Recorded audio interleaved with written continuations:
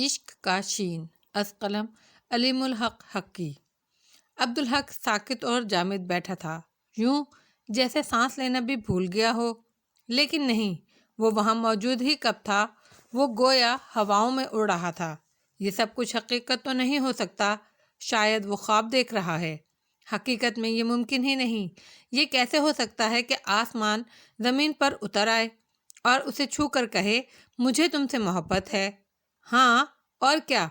اس کے اور نور بانو کے درمیان اگر کوئی نسبت تھی تو وہ یہی تھی کہ وہ آسمان تھی اور یہ زمین۔ ایک لمحے کو سچ مچ ایسا لگا کہ آسمان نیچے نیچے اور نیچے چلا آ رہا ہے، اس کے بہت قریب پہنچ گیا۔ درمیان کی سب چیزیں اوجھل ہوتی جا رہی ہیں، کمرے کی چھت بھی جیسے اوجھل ہو گئی، آسمان جیسے اسے چھونے لگا، درمیان سے جیسے آخری چیز ہوا بھی سلب ہو گئی۔ اس کا دم گھٹنے لگا، سانس بھی نہیں لی جا رہی تھی، پھیپھڑوں میں جیسے آگ بھر گئی۔ شدید گھبراہٹ کے عالم میں اس نے سر اٹھا کر اوپر دیکھا، وہاں آسمان نہیں، کمرے کی چھت تھی۔ اس نے جینے کے لیے، پکے یقین کے لیے گہری سانس لی۔ اس سانس نے اسے یقین دلایا کہ اس نے خواب دیکھا تھا، مگر اس نے نظریں جھکائیں تو اسے اپنی گود میں رکھی پتا جی کی کتابیں، ان کی ڈائریاں نظر آئیں۔ اگر وہ خواب تھا تو یہ کتابیں کہاں سے آئیں؟ ذہن پھر الجھنے لگا، لیکن اس بار عبدالحق کی الجھن مختصر تھی۔ اب وہ اسے اس انکار نہیں کر سکتا تھا کہ نور بانو آئی تھی۔ یہ کتابیں، یہ ڈائریاں اس کا ثبوت تھیں۔ اس نے جو باتیں کی تھیں وہ بھی اسے یاد تھیں، لیکن اس نے جاتے ہوئے جو کچھ کہا اس پر اسے یقین نہیں تھا۔ وہ شاید اس کے اندر کی خواہش تھی، وہ اس کا شاید تصور تھا۔ وہ بے چین ہو گیا۔ اس نے کتابیں اور ڈائریاں بیڈ پر رکھی، کمرے سے نکل آیا۔ اس کے قدم خود بخود بے اختیارانہ نور بانو کے کمرے کی طرف بڑھ رہے تھے۔ کمرے کا دروازہ کھلا تھا، نور بانو بستر پر پاؤں لٹکائے بیٹھی تھی۔ وہ دروازے میں رک گیا۔ اس نے دیکھ لیا تھا کہ وہ دوسری چارپائی بھی ہے وہاں پر، اس پر چادر اوڑھے کوئی سو رہا ہے۔ یہ کون ہو سکتا ہے؟ اس کا الجھا ہوا ذہن اور الجھ گیا۔ پھر اسے احساس ہوا کہ اسے وہاں کھڑے کھڑے کئی لمحے گزر گئے ہیں۔ نور بانو کا رخ اسی طرف تھا، یعنی اس نے اسے دیکھ لیا تھا، لیکن اس نے اسے پوچھا بھی نہیں کہ وہ یہاں کیوں آیا ہے۔ اس خیال نے اسے احساس دلایا یہ کوئی اچھی صورتحال نہیں۔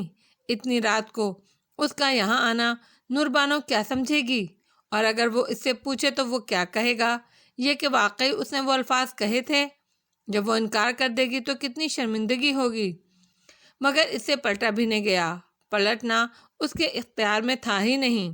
وہ بت بنا اسے دیکھتا رہا، وہ بھی اسے دیکھتی رہی، لیکن چند لمحوں میں اسے اندازہ ہو گیا کہ اس کا رخ اس کی طرف ضرور ہے، لیکن وہ اسے نہیں دیکھ رہی ہے۔ اس کی نگاہوں میں خالی پن کا ایسا تاثر تھا جیسے وہ اس کے پار دیکھ رہی ہو۔ وہ اس کے لیے پلٹ جانے کا بہت اچھا موقع تھا، لیکن وہ ہلنے کے قابل نہیں تھا۔ بے بس کھڑے رہنے کے سوا وہ کچھ بھی نہیں کر سکتا تھا۔ پھر نہ جانے کتنی دیر کے بعد نور بانو کی محویت ٹوٹی، اس کی آنکھوں میں حیرت سی چمکی اور پھر بے یقینی جھلکنے لگی۔ اس کی آنکھوں کے تاثر سے واضح تھا کہ جو کچھ وہ دیکھ رہی ہے اسے فریب نظر سمجھ رہی ہے۔ بے بس کھڑا عبدالحق کچھ بھی نہیں کر سکتا تھا۔ چند لمحوں میں نور بانو کو احساس ہو گیا کہ وہ فریب نظر نہیں ہے۔ اس نے بے اختیار دوسری چارپائی پر سوئی ہوئی زرینہ کو دیکھا اور دبے قدموں دروازے کی طرف بڑھی جہاں عبدالحق بت بنا کھڑا تھا۔ آپ مجھے ڈانٹنے آئے ہیں؟ اس نے سہمی ہوئی آواز میں پوچھا۔ عبدالحق کچھ نہیں کہہ سکا، بس نفی میں سر ہلا کر رہ گیا۔ وہ کچھ مطمئن نظر آنے لگی۔ تو پھر یہ کون سو رہا ہے آپ کے کمرے میں؟ عبدالحق نے گڑبڑا کر پوچھا۔ نور بانو مسکرائی۔ زرینہ ہے، سو رہی ہے نا؟ عبدالحق کے لہجے میں گھبراہٹ تھی۔ نور بانو کی مسکراہٹ اور کشادہ ہو گئی۔ جی ہاں، کافی گہری نیند سو رہی ہے، مگر آپ نے بتایا نہیں کہ آپ کیوں آئے ہیں۔ وہ میں عبدالحق کی سمجھ میں آ نہیں رہا تھا کہ کیا کہے۔ آپ میرے کمرے میں آئی تھی نا، مجھے پتا جی کی کتابیں بھی دی تھی نا؟ نور بانو کا ذہن الجھنے لگا۔ جی ہاں، آپ کو شک ہے کیا؟ نہیں نہیں، عبدالحق نے کہا۔ پھر بے ساختہ اس کے منہ سے وہ بات نکل گئی۔ آپ نے آخر میں میرے دروازے پر رک کر پلٹ کر کچھ کہا تھا؟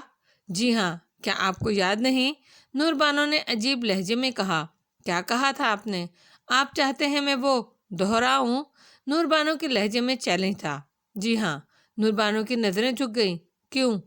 عبدالحق چند لمحے سوچتا رہا، پھر بولا، مجھے لگتا ہے مجھے وہم ہو گیا ہے۔ عجیب آدمی ہیں آپ، نور بانو نے جھنجھلا کر کہا۔ پھر ایک دم اس نے نظریں اٹھائیں اور اس کی آنکھوں میں دیکھا۔ آپ مجھے کم ہمت سمجھتے ہیں نا، لیکن میں یہ بات کسی کے سامنے بھی کہہ سکتی ہوں۔ مجھے آپ سے محبت ہے، اتنی کہ آپ سوچ بھی نہیں سکتے۔ اب بولیے، کچھ اور بھی سننا چاہتے ہیں آپ؟ نہیں، شکریہ، شب بخیر، عبدالحق نے کہا اور پلٹ کر اپنے کمرے کی طرف چل دیا۔ نور بانو اسے کھڑی دیکھتی ہی رہی اور پھر اپنے بستر پر چلی گئی۔ عبدالحق سوچنے والا آدمی تھا اور سوچ رہا تھا۔ ایک بات وہ یقین سے کہہ سکتا تھا، یہ اس کی زندگی میں آنے والی سب سے بڑی خوشی تھی۔ شاید سب سے بڑی اس لیے کہ اس نے کبھی سوچا ہی نہیں تھا کہ یہ خوشی اسے مل سکتی ہے۔ پہلی بار اس کی آواز میں قرت سن کر اس کے دل میں عجیب سے جذبے جاگے تھے۔ کچھ عرصہ گزرنے کے بعد اس نے جان لیا کہ وہ محبت ہے۔ اسے یہ بھی معلوم نہیں تھا کہ وہ کون ہے، اس کا نام کیا ہے اور دیکھنے میں وہ کیسی ہے۔ بس وہ یہ جانتا تھا کہ اسے اس سے محبت ہو گئی ہے۔ اس محبت ہی کے سہارے وہ بڑی کٹھن آزمائشوں میں سرخرو ہوا۔ وہ محبت نہ ہوتی تو وہ دہلی میں اس رات ریٹا پارسن کے ساتھ پستی میں گر چکا ہوتا۔ اس رات وہ جسم کے نفس کے فتنوں سے پوری طرح واقف ہو گیا تھا، لیکن وہ اسی محبت کی عظمت تھی کہ وہ نفس کے اس جال سے نکل آیا تھا، محض روح پر لگنے والی چند خراشوں کے ساتھ۔ اور یہ محبت ہی تھی کہ جس کی وجہ سے اس نے اس رات کے بعد کبھی کسی لڑکی کو اس انداز میں نہیں دیکھا۔ اس کے جسم میں کبھی فتنے نہیں جاگے، خواہشوں نے کبھی اسے بے چین نہیں کیا۔ اس نے سونے کی کوشش کی، لیکن نیند آنکھوں سے کوسوں دور تھی۔ وہ آنکھیں بند کرتا تو بند آنکھوں کے پیچھے نور بانو کا سراپا لہرانے لگتا۔ یہ بھی نئی بات تھی، پہلے وہ اس بارے میں سوچتا تو اس کی آواز سماعت میں گونجتی، مگر اب آواز کے بجائے وہ اس کے سامنے مجسم ہو رہی تھی۔ اور یہی نہیں، اس تصور کو وہ بڑے اشتیاق سے دیکھ رہا تھا۔ نور بانو کو وہ پہلے بھی دیکھتا رہا تھا، لیکن وہ اسے تصور میں کبھی نظر نہیں آئی تھی۔ اس کے پاس حوالہ صرف آواز کا تھا، شاید اس لیے کہ اس وقت وہ محبت یک طرفہ تھی۔ اسے حق نہیں تھا کہ اسے دیکھنے کا، مگر اب نور بانو کے اظہار محبت نے اسے یہ حق عطا کر دیا تھا، اور ایسا ہوتے ہی آواز کہیں پیچھے چلی گئی تھی۔ اس وقت اسے خیال نہیں آیا کہ وہ آواز محض آواز نہیں تھی، اس آواز کا لباس تو قرت تھی، مگر اب تو ہر چیز پر سراپا چھا گیا۔ یہی نہیں، وہ جسمانی طور پر خود کو بے چین محسوس کر رہا تھا۔ ایک تشنگی سی تھی جو جھنجھلاہٹ جگا رہی تھی، جیسے آدمی کچھ کرنا چاہے اور کر نہ پائے۔ وہ اسے پوری طرح سمجھ نہیں رہا تھا۔ بار بار کوشش کے باوجود وہ سو نہ پایا تو جھنجھلاہٹ اور بڑھ گئی۔ اچانک اسے ایک بہت بڑی خوشی یاد آئی، اور وہ بھی نور بانو ہی کے قدم سے تھی۔ جس رات وہ کوٹھے پر چلا گیا تھا، جہاں نور بانو سورہ ملک کی تلاوت کر رہی تھی، جہاں اس نے یکساں ہموار اور آسمان کا مشاہدہ کیا، اور جب اسے ساتوں آسمان نظر آئے تھے، اس نے کلمہ پڑھا، مگر وہاں اسے کیسی میٹھی پیاری اور پرسکون نیند آئی تھی، جیسے خوشی اور راحت اس کی روح میں سرایت کر گئی ہو۔ وہ ایک لمحے میں بے خبر سو گیا تھا۔ وہ بے ہوشی یا غشی ہرگز نہیں تھی، بات کی کیفیت نے یہ بات ثابت کر دی تھی۔ ایک اور بات تھی، قرآن پڑھنا اسے بہت اچھا لگتا تھا۔ قرآن پڑھنے میں بھی اسے بہت خوشی ملتی تھی۔ قرآن پڑھنے کے دوران نیند ہوا کے خنک اور خوشگوار جھونکوں کی طرح اسے جھولا جھلاتی تھی، اور قرآن پڑھنے کے بعد بھی اسے بہت گہری نیند آتی تھی۔ اور اب اسے یہ خوشی ملی تھی جو اس کے خیال میں اب تک اس کی زندگی میں آنے والی سب سے بڑی خوشی تھی۔ یہ احساس کہ جس لڑکی کو وہ دنیا میں ہر چیز سے بڑھ کر چاہتا ہے، وہ بھی اس سے محبت کرتی ہے، بلا شبہ بہت بڑی خوشی تھی۔ مگر اس خوشی میں پچھلے تجربات کے برعکس کیوں ہو رہا تھا؟ وہ نون سے محروم کیوں ہو گیا تھا؟ اس کے اندر بے سکونی کیوں تھی؟ اسے کسی تشنگی کا، کسی کمی کا ناقابل فہم احساس کیوں ستا رہا تھا؟ اس نے پھر آنکھیں موند لیں اور نور بانوں کا سراپا پھر آنکھوں کے سامنے آ گیا۔ اس تصور نے چند لمحے تو اسے خوشی دی، مگر پھر اس کے جسم میں اینٹھن ہونے لگی۔ اس نے گھبرا کر آنکھیں کھول دیں۔ وہ جب بھی پریشان ہوتا تھا قرآن کا سہارا لیتا تھا۔ اس وقت بھی وہ اٹھا، وضو کر کے آیا اور قرآن لے کر بیٹھ گیا۔ سورۃ النبا اس کے سامنے تھی اور وہ ایک دم پرسکون ہو گیا۔ وہ قرآن میں کھو گیا۔ وجہ یہ تھی کہ قرآن وہ بہت توجہ سے پڑھتا، سمجھنے کی کوشش کرتا تھا۔ وہ پڑھ رہا تھا، اللہ فرما رہا تھا، اس نے زمین کو بچھونا بنایا، پہاڑوں کو زمین کی میخیں۔ یہ مضمون وہ کہیں اور بھی پڑھ چکا تھا۔ وہ 3 دلیلوں میں سے تھیں۔ اللہ نے زمین کو ہموار کیا تھا، ورنہ اس پر گھر بنانا، رہنا، چلنا پھرنا ممکن نہ ہوتا۔ اور ایک جگہ فرمایا تھا، زمین میں پہاڑوں کی میخیں گاڑ دی کہ کہیں یہ تمہیں لے کر لڑکھ نہ جائے، یعنی پہاڑوں کے ذریعے زمین کو متوازن کر دیا تھا۔ یہ بات عبدالحق کی سمجھ میں بہت اچھی طرح آتی تھی، کیونکہ قرآن میں کئی جگہ قیامت کا ذکر فرماتے ہوئے اللہ نے پہاڑوں کے مٹ جانے کا ذکر فرمایا تھا۔ گویا قیامت کا ایک سبب زمین کے توازن کا خاتمہ بھی ہوگا۔ پہاڑ ریزہ ریزہ ہو جائیں گے، یعنی میخیں نہیں رہیں گی، اور زمین اپنے ہر بوجھ کو لے کر لڑکھ جائے گی۔ یہ آیات پڑھتے ہوئے اس پر ہمیشہ لرزہ چڑھ جاتا تھا۔ وہ جانتا تھا اللہ کی قدرت کو پوری طرح وہ کبھی نہیں سمجھ سکتا، لیکن وہ جتنی بھی اس کی سمجھ میں آ رہی تھی وہ اسے لرزا دینے کے لیے ضرورت سے زیادہ تھی۔ شاید اس سے زیادہ سمجھ میں آ جائے تو وہ دہشت ہی سے مر جائے۔ اس نے اللہ کا شکریہ ادا کیا کہ اسے قرآن پڑھنا نصیب ہوا، ورنہ اسے اللہ کی قدرت کا کیسے علم ہوتا؟ وہ تو قیامت سے بھی بے خبر ہوتا، حساب کتاب، جزا و سزا، وہ طویل دن جس سے پیغمبر بھی گھبراتے ہیں، اور جب یہ سب اسے معلوم ہی نہ ہوتا تو وہ ڈرتا کیسے؟ اور اللہ انہی لوگوں کو تو بخشے گا جو ڈرتے ہیں۔ اگلی آیت پر وہ ٹھٹک گیا اور تمہیں جوڑوں میں پیدا کیا۔ اس بات کا اسے تجربہ تھا۔ ایک آیت آدمی 10 مرتبہ سرسری پڑھتے ہوئے گزر جاتا ہے، اور ایک دن اچانک اس سے کوئی بات سمجھ میں آتی ہے۔ آدمی سمجھتا ہے کہ اس نے پا لیا، وہ اللہ کی رحمت ہوتی ہے، مگر کچھ وقت کے بعد وہ مفہوم اس کے ذہن سے محو ہو جاتا ہے اور اسے پتہ بھی نہیں چلتا۔ پھر کسی دن وہی آیات پڑھتے ہوئے ایک اور مفہوم اس پر واضح ہو جاتا ہے۔ عبدالحق نے سمجھ لیا تھا کہ اللہ کا یہ کلام روئے زمین پر حکمتوں کا منبع ہے، ایک ایک آیت میں، بلکہ ہر لفظ میں، ہر حرف میں سینکڑوں ہزاروں حکمتیں پنہاں ہیں۔ ہر دور کے تمام انسان قیامت تک غور و فکر کرتے رہیں، سمجھنے کی کوشش کرتے رہیں، تو بھی اجتماعی طور پر ان حکمتوں کے عشرِ عشیر کو بھی نہیں پا سکیں۔ یہی تو اس کلام کا اللہ کے کلام ہونے کا ثبوت ہے، ورنہ تو عام کتابیں کتنی ہی پسند ہوں، چاہے بار بار پڑھ لی جائیں، بلکہ بالآخر دل سے اتر جاتی ہیں۔ لیکن آدمی اس چیز کو تو کبھی ترک نہیں کرتا جیسے پوری طرح سمجھ نہ پائے ہو۔ یہی وجہ ہے کہ جسے اللہ قرآن کی رغبت عطا فرما دے اور پڑھنے کی توفیق عطا فرما دے، وہ مرتے دم تک اسے پڑھنا نہیں چھوڑتا۔ تو اس وقت وہ اس آیت پر ٹھٹک گیا، اور تمہیں جوڑوں میں پیدا کیا۔ یہ بات صرف انسانوں کے لیے نہیں تھی، اللہ نے تمام جانداروں کو جوڑوں سے پیدا فرمایا تھا۔ یہ اس کا نظام ہے، اس کے ذریعے یہ سلسلہ قیامت تک قائم رہنا۔ اسی لیے تو طوفان سے پہلے اللہ نے حضرت نوح کو حکم دیا تھا کہ ہر جاندار کے ایک ایک جوڑے کو اپنی کشتی پر سوار کر لیں تاکہ وہ ناپید نہ ہوں۔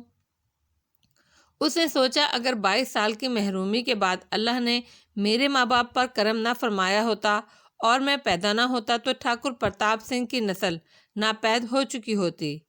پھر اس نے مزید کرم فرمایا کہ مجھے سیدھا راستہ دکھایا، آئندہ کے لیے نسل سیدھی ہو جائے۔ مگر یہ سوچتے ہوئے وہ اداس ہو گیا، کاش پتا جی مسلمان ہوتے۔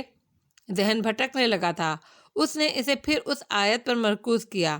کیا اس کا مطلب ہے کہ اس نے تمام مردوں کے لیے کچھ خاص عورتیں مخصوص فرما دی ہیں؟ جوڑوں میں پیدا فرمایا کا مطلب تو یہی ہے، کوئی مرد کہیں ہوتا ہے، عورت کہیں اور۔ کسی کو پتہ نہیں ہوتا وہ کس کے لیے ہے، لیکن اللہ کے مقرر کردہ وقت پر دونوں مل جاتے ہیں۔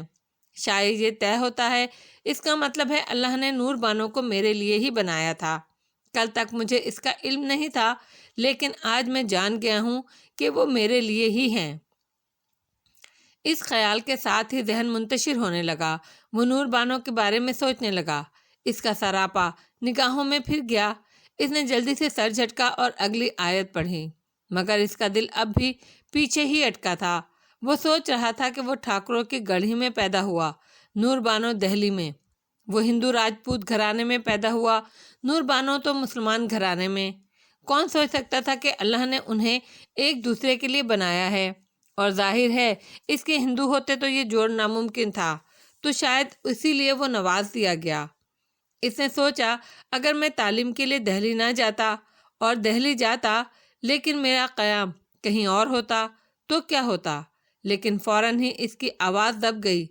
یہ سب کچھ یوں ہی ہونا تھا، یہ سب اللہ نے لکھ دیا تھا۔ اگر یہ یوں نہ بھی ہوتا تب بھی انجام کار ان دونوں کو ملنا ہی تھا۔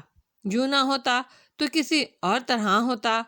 تو کیا یوں ہے کہ اللہ نے انسانوں کو دو حصوں میں بنایا ہے، پھر انہیں الگ الگ پیدا فرمایا ہے، ساتھ ہی ان کے ملنے کے لیے بھی ایک پروسیس ترتیب دیا ہے، اور ان کا ملنا دونوں کی تکمیل ہوتا ہے۔ یہ سب کچھ سوچتے ہوئے اسے ایک بھولی بسری خوشی یاد آئی۔ بچپن سے وہ اسی طرح سوچتا اور کھوجتا آیا تھا، مگر جب سے وہ مسلمان ہوا تھا اسے اس طرح سوچنے اور کھوجنے کی فرصت نہیں ملی تھی۔ اسلام قبول کرتے ہی سفر کا حکم ملا۔ پھر زندگی کی دوسری مصروفیات ایسی شروع ہوئیں کہ وہ سب کچھ ہی بھول گیا۔ لاہور میں وہ نت نئے مشاہدات میں گھرا رہا۔ یہ بات البتہ تھی کہ قرآن وہ بہرحال باقاعدگی سے پڑھتا رہا، اور نماز بھی۔ قرآن کے بغیر تو اسے چین نہیں آتا تھا، لیکن سوچنا اور غور کرنا وہ جیسے بھول گیا تھا۔ آج پہلے ہی کی طرح اسے سوچتے ہوئے خوشی ہوئی۔ اس راستے پر چل کر ہی تو اس نے ہدایت پائی تھی۔ آج جیسے وہ پھر سے جی اٹھا تھا۔ اس نے آگے کی 3 آیات پڑھیں۔ نیند کے باعث سکون بنایا، رات کا پردہ اور دن کو رزق کے لیے۔ اللہ اپنی نعمتوں کو بیان فرما رہا تھا۔ نیند اللہ کی بہت بڑی نعمت۔ دن بھر کا تھکا ہارا انسان جب سوتا ہے تو نڈھال ہوتا ہے۔ بعض اوقات تو انگلی ہلانے کی بھی سکت نہیں ہوتی اس میں، اور اب نیند پوری کر کے اٹھتا ہے تو کیسا تازہ دم ہوتا ہے، توانائی سے لبالب بھرا، کارزار زندگی سے لڑنے کے لیے ایک بار پھر تیار۔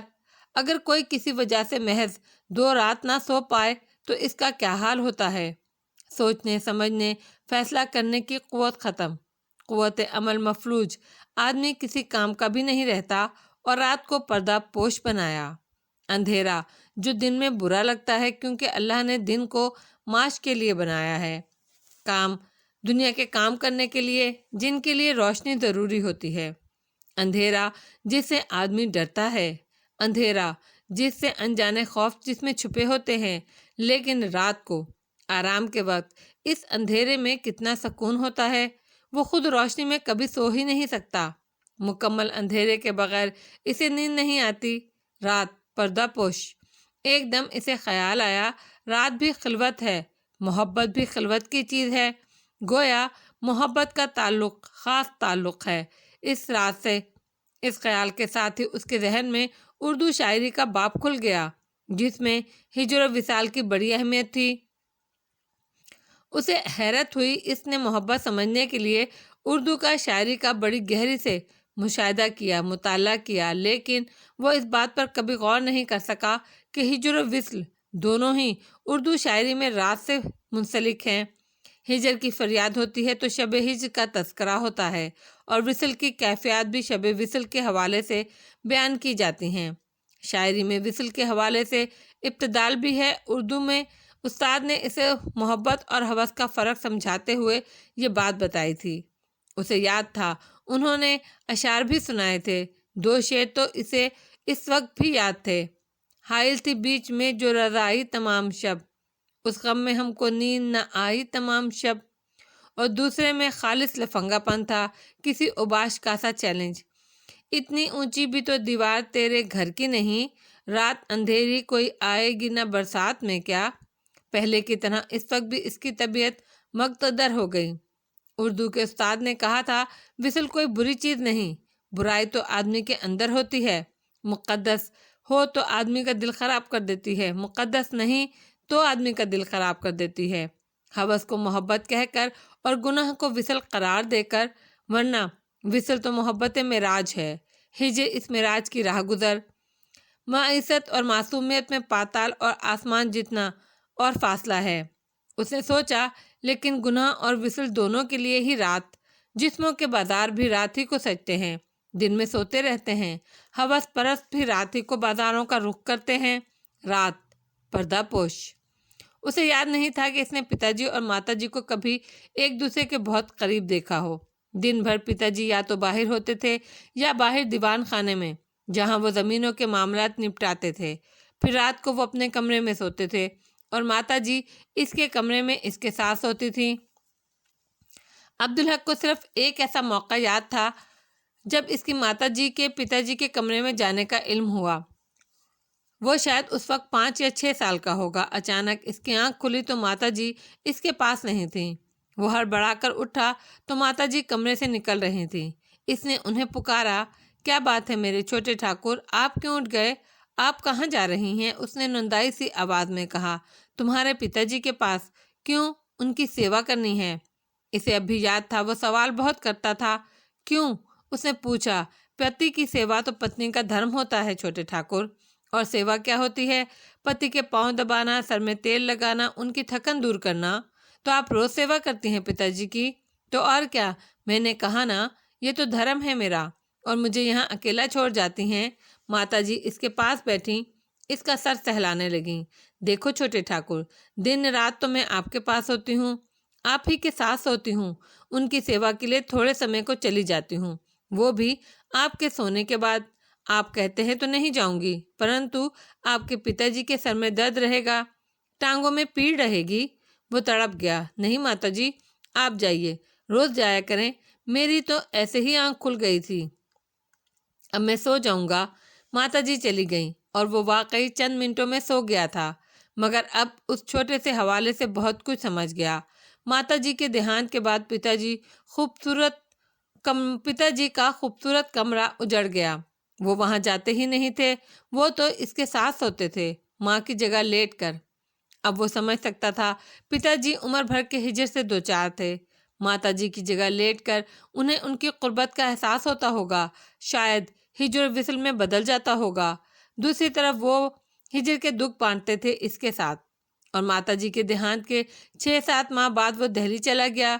اب وہ سمجھ سکتا تھا کہ پتا جی کی کیفیت کو، ان کا ہجر تو دوہرا ہو گیا تھا۔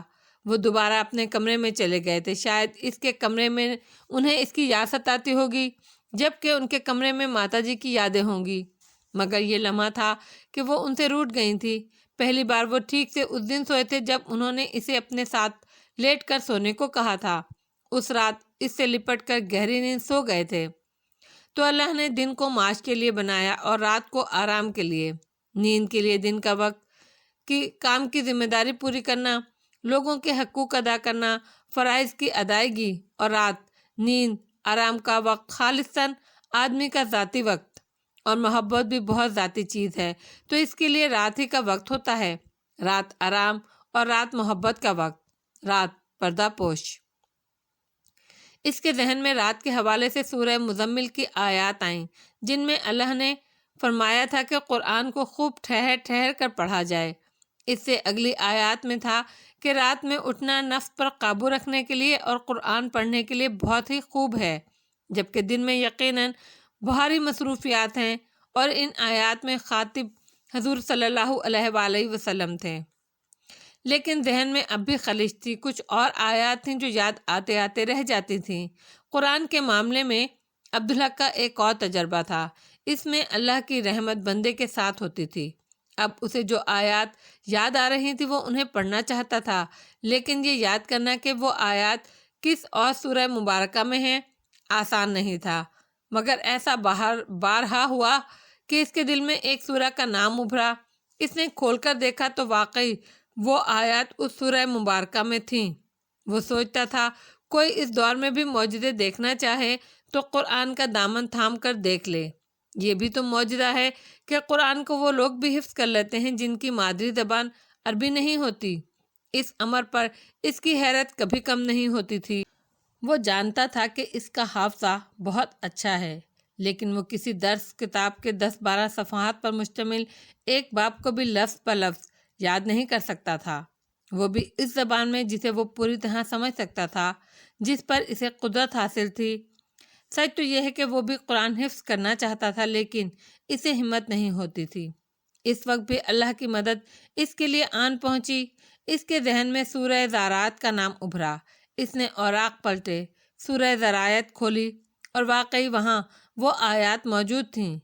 البتہ متقی لوگ ہوں گے باغوں میں اور چشموں میں، لے رہے ہوں گے جو عطا فرمایا ہوگا انہیں ان کے رب نے۔ اور اس کے بعد اللہ نے اس عنایت کا سبب ان بندوں کی وہ خصوصیات بیان فرمائی تھیں جو اس کی بارگاہ میں مقبول ہوئیں۔ آگے اللہ فرماتا تھا، بلا شبہ یہ لوگ تھے اس سے پہلے اور بہت اچھا اور معیاری کام کرنے والے۔ یہ لوگ ایسے کہ کم ہی راتوں کو سویا کرتے تھے، رات کے پچھلے پہر میں یہ انتظار کیا کرتے تھے ان کے مالوں میں حق مانگنے والوں کی حاجت مندوں کا، یعنی راتوں کو اپنی نیند اور آرام چھوڑ کر اللہ کی عبادت کرنا، قرآن پڑھنا اور استغفار کرنا، اللہ کی مہربانی کو پکارنا ہے۔ وہی رات پردہ پوش، رات نیند اور آرام، رات محبت اور عشق، رات ہجر و وصال، رات خالص ذاتی وقت۔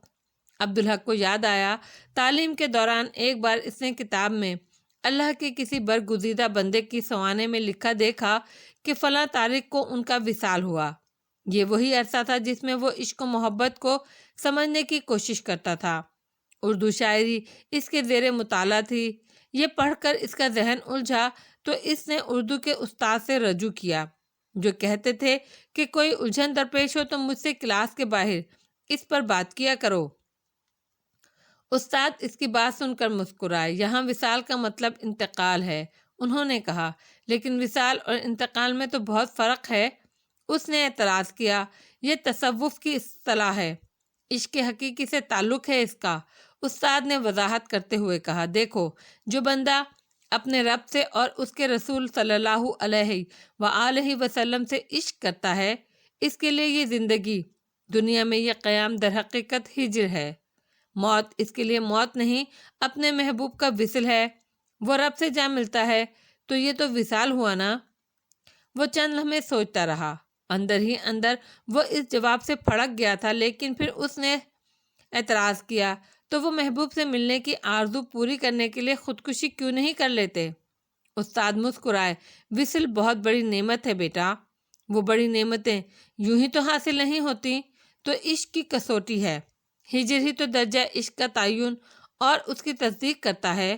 محبوب ہجر میں مبتلا ہو کر عاشق کو جانچتا ہے۔ اب سوچو، اگر کوئی اللہ سے عشق کرتا ہے تو زندگی کو یعنی محبوب کے ہجر کو تسلیم کرے گا نا۔ محبوب کی دی ہوئی کسی بھی چیز کو عاشق ٹھکرا نہیں سکتا، خواہ وہ ہجر ہی کیوں نہ ہو۔ اس آزمائش سے سرخ روئی کے لیے ساتھ گزرنے پر اسے انعام میں وصل ملے گا۔ عبدالحق تو بیٹا عشق تو بیٹا تپسیا مانگتا ہے، عشق کی تپسیا ہجر ہے۔ عبدالحق کو یاد تھا، یہ کہتے ہوئے استاد نے ایک شعر بھی سنایا تھا، یہ عشق نہیں آساں بس اتنا سمجھ لیجئے، ایک آگ کا دریا ہے اور تیر کر جانا ہے۔ اسے یاد تھا وہ عشق حقیقی اور عشق مجازی میں بہت الجھتا تھا، خاص طور پر شاعری کے حوالے سے۔ اردو کے استاد کہتے تھے کہ جو شعر بے ساختہ کہا جاتا ہے وہ الہامی ہوتا ہے۔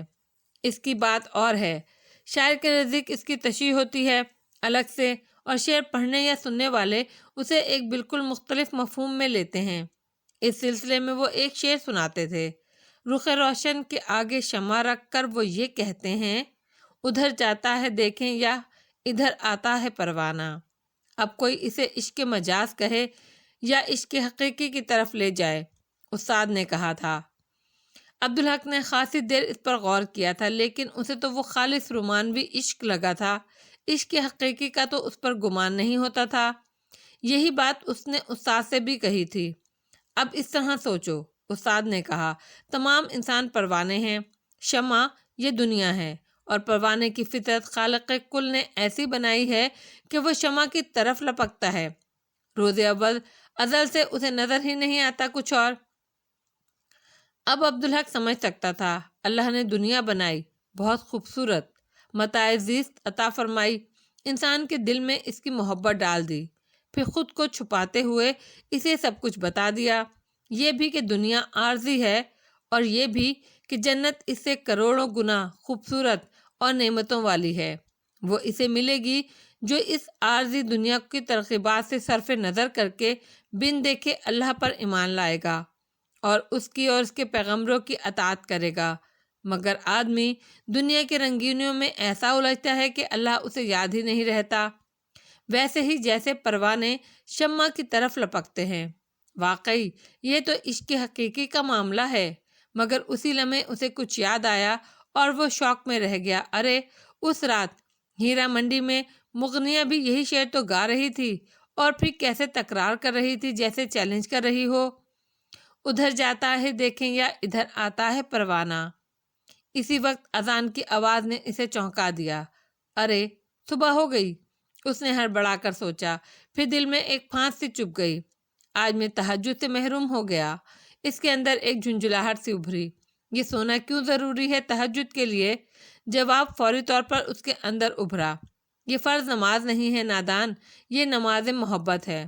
اور نہ سونا تو بہت آسان ہے، ہاں سونا اور پھر نیند پوری نہ ہونے کے باوجود تھکے ہوئے جسم کے ساتھ اپنے رب سے خلوت میں خصوصی ملاقات کے لیے اٹھنا اور تیار ہونا مشکل ہے، جبکہ ہوا کے جھونکے لوری سناتے ہوں، تھپکیاں دیتے ہوں تو جاگنا آسان نہیں ہوتا۔ یہی تو محبت کی نماز ہے۔ عبدالحق کو یہ احساس تو تھا کہ یہ اس پر ایک ایسی رات گزری ہے جو زندگی کا رخ تبدیل کر دیتی ہے، لیکن اسے اندازہ نہیں تھا کہ کتنی زیادہ اور کیسی کیسی تبدیلیاں رونما ہوئی ہیں۔ یہ بھید تو اس پر رفتہ رفتہ کھلنا تھا۔ پہلی تبدیلی کا احساس تو اسے فجر کی نماز میں ہی ہو گیا۔ نماز میں حضوری کی وہ کیفیت نہیں تھی جو اس نماز کا خاصہ تھی۔ اب تو نماز میں اس کے تصور میں نور بانوں کا سراپا لہرا رہا تھا۔ اسے بے چینی تو ہوئی، لیکن اس نے اسے زیادہ اہمیت نہیں دی۔ اس کے خیال میں یہ وقتی تبدیلی تھی، لیکن باقی نمازوں میں بھی یہی کیفیت رہی تو وہ پریشان ہو گیا۔ اگلے روز سے اس نے اس کیفیت سے لڑنا شروع کر دیا۔ یوں نماز کے دوران وہ باطنی جنگ لڑنے لگا۔ تمام وقت وہ نور بانوں کو ذہن سے جھٹکنے کی کوشش کرتا تھا، لیکن وہ ضدی سراپا تھا کہ اس کے تصور سے چپکا رہتا۔ اس روز وہ فجر کے بعد مولوی صاحب کے پاس رک گیا۔ اس نے سورۃ الذاریات کی ان آیات کے حوالے سے بات کی۔ یہ رات کی عبادت کی کیا اہمیت ہے مولوی صاحب؟ مہر علی نے چند لمحے سوچا، پھر بولے، دیکھو پتر، دن تو اللہ نے دنیا کے لیے بنایا ہے اور رات آرام کے لیے، مگر نماز دن میں بھی تو پڑھی جاتی ہے۔ عبدالحق نے اعتراض کیا، وہ تو اللہ کی رحمت ہے، وہ اپنے کسی بندے کو بھی محروم نہیں رکھنا چاہتا، اسی لیے دن میں بھی فرض کر دیں۔ اب یہ سمجھ لو کہ دن کی نماز تو ایسے ہی ہے جیسے دنیا کے کام، جیسے رزق کے لیے کوشش کرنی ہے ویسے ہی نماز بھی پڑھنی ہے۔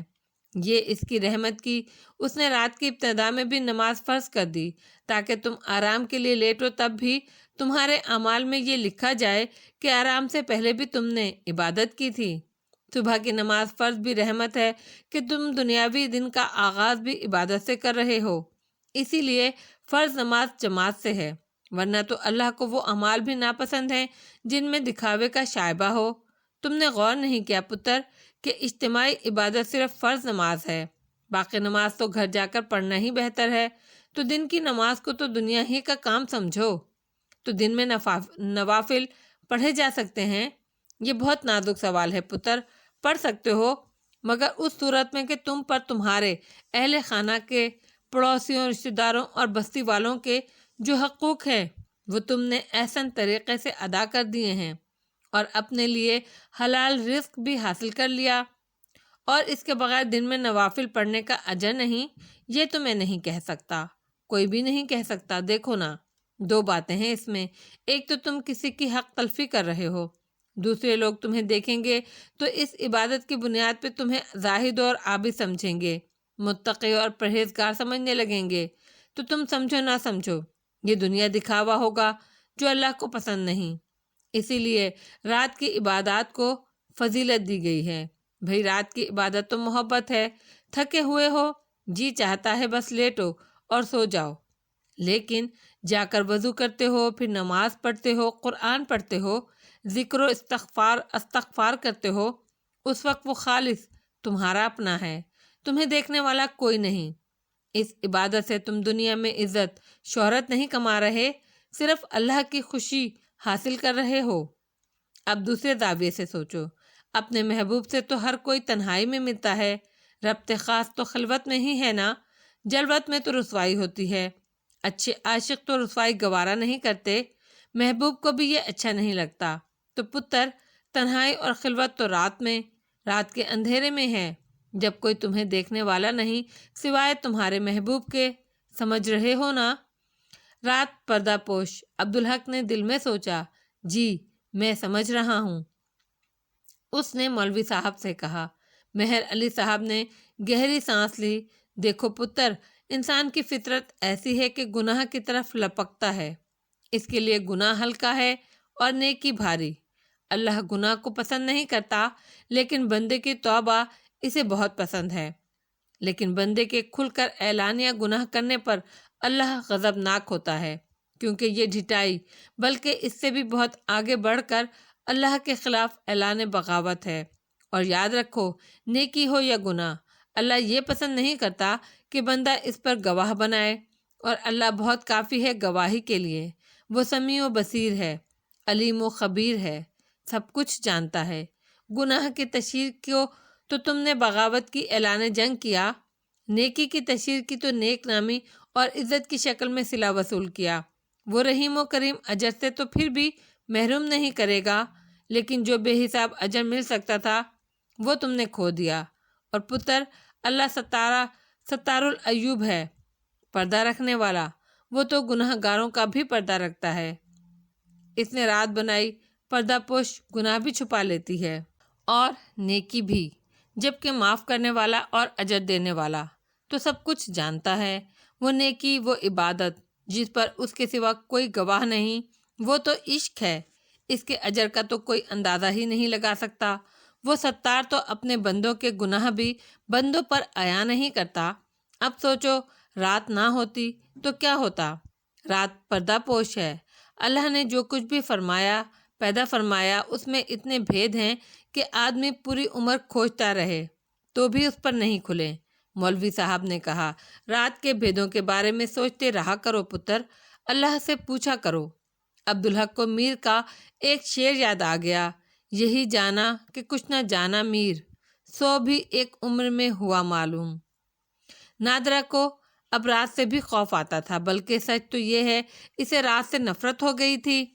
اسے لگتا تھا کہ رات کا سکون اور راحت وہ پیچھے ہندوستان میں ہی چھوڑ آئی ہے۔ پاکستان میں جو اس نے پہلی رات گزاری تھی، اس سے رات کے خوفناکی کا آغاز ہوا تھا، اور اسی کے بعد اس نے کوئی رات سکون کی نہیں گزاری۔ رات کی نیند کو تو وہ ترس ہی گئی تھی۔ شام ہوتے ہوتے اس کا خوف بڑھتا جاتا، سورج غروب ہونے کے بعد وہ اندر سے لرزتی رہتی تھی۔ دوسرے، اسے شام کے بعد سج سنور کر کوٹھے پر بیٹھنے سے نفرت تھی، حالانکہ اسے کبھی بہت زیادہ دیر وہاں نہیں بیٹھنا پڑتا تھا۔ اسے ان لڑکیوں پر ترس آتا تھا جو بعض اوقات گھنٹوں وہاں بیٹھی رہتی تھیں۔ کوٹھے پر جتنی دیر بیٹھتی سر جھکائے رہتی، نگاہ اٹھانا تو اس کے لیے ممکن ہی نہیں تھا۔ وہ تو بس یہ سوچتی رہتی تھی کہ زمین دھنس جائے اور وہ اس میں سما جائے۔ اس ذلت کے بارے میں اس نے کبھی بھی نہیں سوچا تھا، وہ اس کی مستحق نہیں تھی، مگر اب اس میں ایک تبدیلی آ گئی تھی۔ اب وہ نظر اٹھا کر دیکھتی تھی، جہاں تک نظر جا سکتی تھی وہاں تک کا جائزہ لیتی تھی۔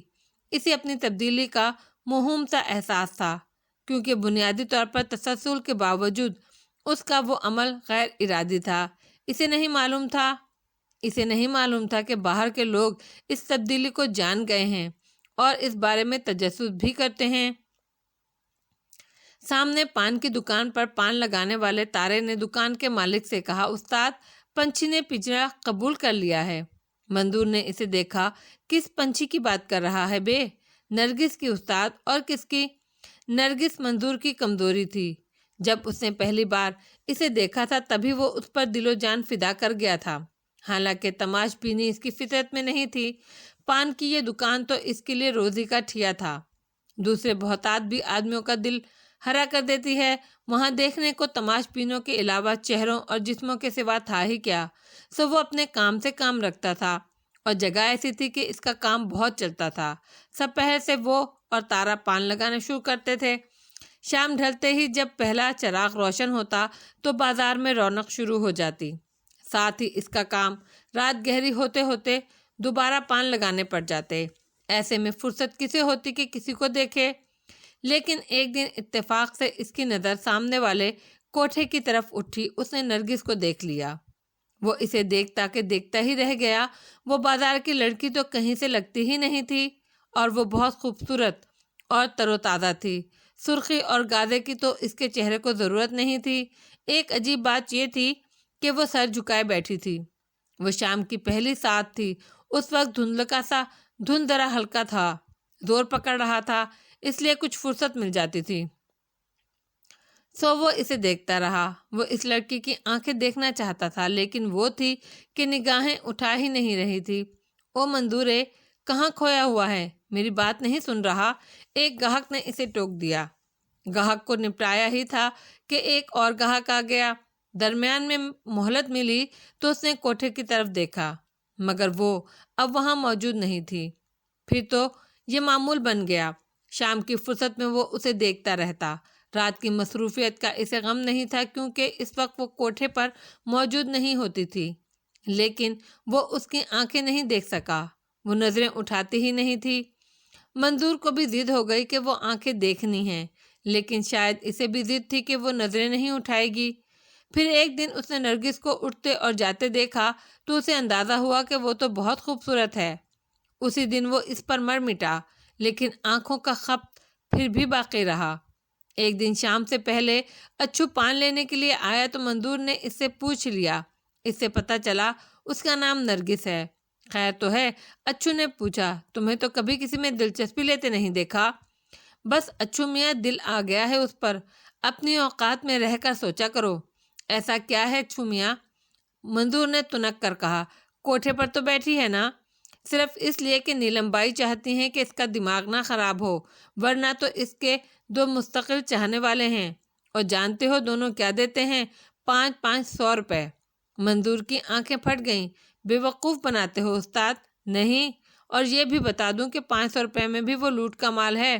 اسے دیکھ کر تو نواب زادہ اشرف علی بھی کڑتے ہیں، وہ تو پوری ریاست کے بدلے میں بھی سستی ہے۔ منظور کی سمجھ میں بات آ نہیں رہی تھی۔ اس نے کہا، کڑتے کیوں ہیں نواب زادے؟ اس پر کہ کنکر کے پیچھے سب کچھ لٹا دیا، اور کنکر ہو گئے تو ہیرا نظر آ گیا۔ اب ہیرے کو چھونا بھی چاہیں تو چھو نہیں سکتے۔ یہ کون ہے نواب زادہ؟ کیا نام ہے ان کا؟ اشرف علی خان۔ اور یہ نام ہے نہیں تھا، نواب کی اولاد تھے۔ باپ بہت کچھ چھوڑ کر مرا، دولت، حویلی، زمین جائیداد۔ بدقسمتی سے یہاں بازار میں آئے اور کسی کو دیکھ کر دل ہار بیٹھے تمہاری طرح۔ بس پھر کیا تھا؟ ایک مسکراہٹ کے لیے دونوں ہاتھوں سے دولت لٹانے لگے۔ منظور، دولت کتنی ہی ہو، لٹاؤ تو ایک دن ختم ہو جاتی ہے۔ سو وہ بھی خالی ہو گئے۔ خاندانی ہیرے جواہرات تو ویسے ہی محبوبہ کی نظر کر دیے تھے، مگر اس سے کچھ نہیں ہوتا۔ طوائف کی تعریف یہ ہے کہ تحفوں سے کبھی نہیں بہلتی۔ دولت کا چڑھاوا بھی ضروری ہے، تبھی تو وہ کچھ دن کے لیے ہی صحیح، لیکن کسی ایک کی ہو کر بیٹھتی ہے۔ تو زمین و جائیداد گروی ہوئی، پھر حویلی بھی رہن رکھنی پڑی۔ ایسے خالی ہوئے کہ رہنے کو ٹھکانہ نہیں رہا۔ انہیں کوئی پرواہ بھی نہیں تھی۔ کوٹھے پر آ کر بتایا تو محبوبہ نے منہ پھیر لیا۔ وصل کا دروازہ اسی دن بند ہو گیا، لیکن انہوں نے سوچا نہ صحیح وصل دیدار تو ہوتا رہے گا، سو اسی در کے کتے بن گئے۔ اب نرگس کو دیکھا تو سوچتے تھے کہ جتنا نیلم پر گنوایا، اللہ نے اس سے 100 گنا زیادہ بھی دیا ہوتا تو نرگس کی محض ایک مسکراہٹ پر قربان کر دیتے۔ وہ تو میاں منظور ہیرا ہے، ہیرا۔ منظور حیرت سے وہ داستان سن رہا تھا۔ وہ چپ ہوئے تو بولا، مگر تم یہ سب کچھ کیسے جانتے ہو اچھو میاں؟ اچھو میاں کے ہونٹوں پر ایک تلخ مسکراہٹ مچلی، آنکھیں نم ہوئیں۔ بہت نہ سمجھ ہو میاں، وہ میں ہی تو ہوں، جب کا نواب زادہ اشرف علی خان اور آج کا اچھو۔ منظور سے تو کچھ بولا ہی نہیں گیا، مگر آتشی شوق بھڑک اٹھی۔ 500 روپے بہت بڑی رقم تھی، لیکن وہ بھی گیا گزرا نہیں تھا۔ رات تک 10 سے 15 سیر پان نکالتا تھا۔ بچت بھی 100 سے کم نہیں ہوتی تھی، کبھی 200 بھی ہو جاتی تھی۔